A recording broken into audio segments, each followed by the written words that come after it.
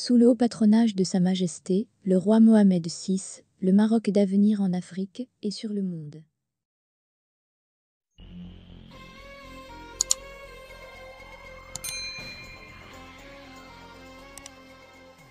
Vladimir Poutine a remercié le Royaume du Maroc.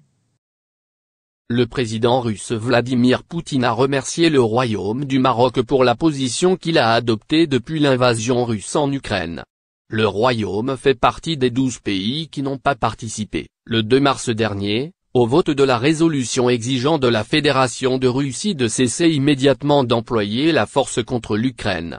Selon certaines sources, le président russe a transmis un message de remerciement aux autorités marocaines à travers les canaux diplomatiques. Ni le Maroc ni la Russie n'a officialisé ce message.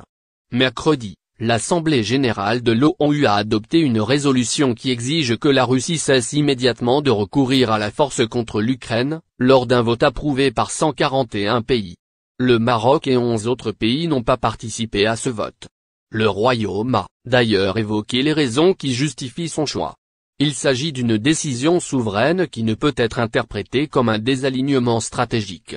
Cette décision souveraine ne peut être analysée qu'à la lumière des 2 communiqués du Royaume, a expliqué le ministère des Affaires étrangères, de la coopération africaine et des Marocains résidant à l'étranger dans un communiqué.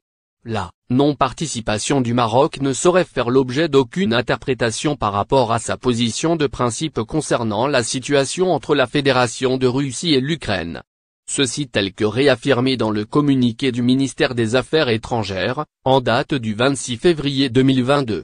En effet, le Royaume du Maroc continue de suivre avec inquiétude et préoccupation l'évolution de la situation entre l'Ukraine et la Fédération de Russie, a ajouté la diplomatie marocaine.